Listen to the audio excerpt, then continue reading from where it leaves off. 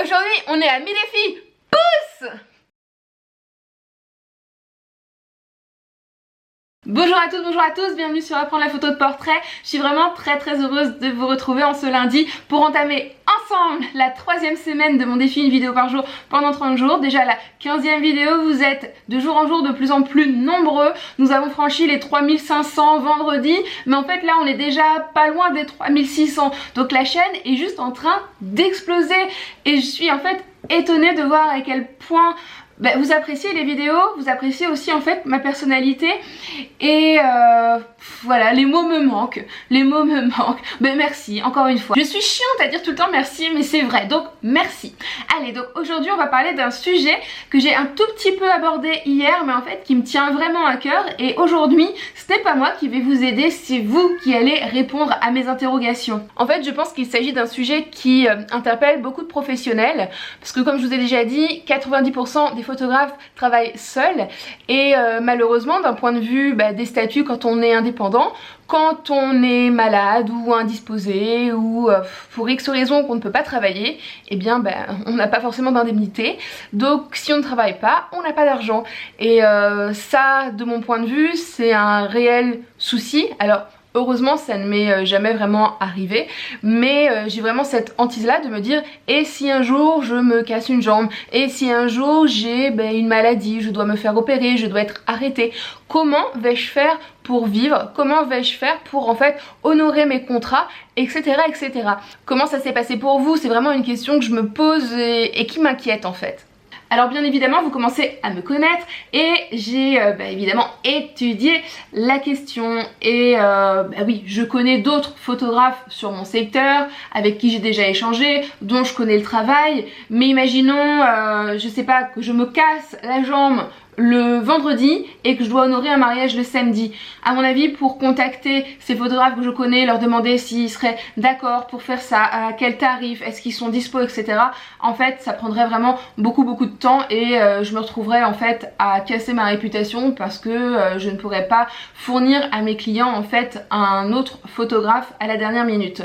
Donc je me suis dit, la solution, ça serait peut-être de créer une espèce d'association locale en regroupant en fait plusieurs photographes professionnels pour avoir un espèce de collectif où on travaillerait indépendamment mais aussi ensemble sur, on va dire, un peu les mêmes conditions, qu'on ait à peu près, comment dire, la même gamme de matériel, la même gamme de tarifs, alors pas forcément le même style, on a chacun nos styles, mais qu'on puisse en fait se connaître les uns les autres et puis pouvoir se remplacer au besoin, travailler ensemble et pourquoi pas agrandir cette espèce d'association collective en aussi mastermind pour discuter ensemble de la photographie et de comment développer et mener des entreprises photographiques sur notre territoire.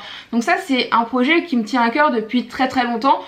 Je sais pas si c'est forcément la solution, voilà, donc c'est aussi pour ça que j'attends vos retours, mais je lance un appel aujourd'hui à tous les photographes donc de Seine-Maritime, département 76, pourquoi pas des départements limitrophes, je pense notamment aux photographes de l'Eure.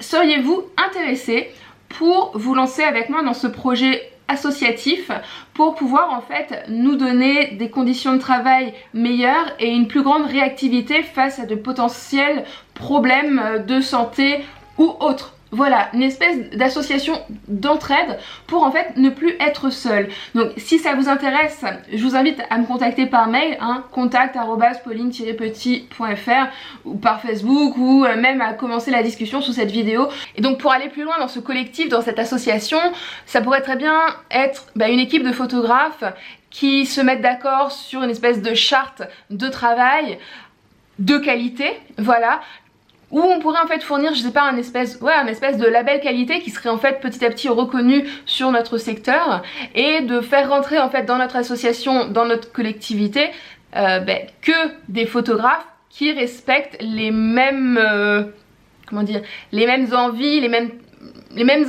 inspirations de bien travailler, d'être des bons photographes, des vrais photographes, des photographes fiables, voilà, pas les fameux faux photographes, les photographes du Bon Coin à 200 €, etc. Mais de vraiment voilà, faire un groupe des photographes pros de qualité qui sont à recommander. Voilà. Alors je sais pas, vous en pensez quoi? Est-ce que vous trouvez que c'est une bonne idée? Est-ce que vous pensez que c'est l'idée? Parce que bon, si on attend de l'État qu'on nous mette en place des indemnités pour les entrepreneurs ou quoi, c'est pas la peine d'attendre. Donc on va se bouger nous-mêmes. Voilà, je pense que j'ai passé un petit peu l'idée. Donc là aujourd'hui c'était surtout une réflexion encore une fois sur la précarité du métier de photographe.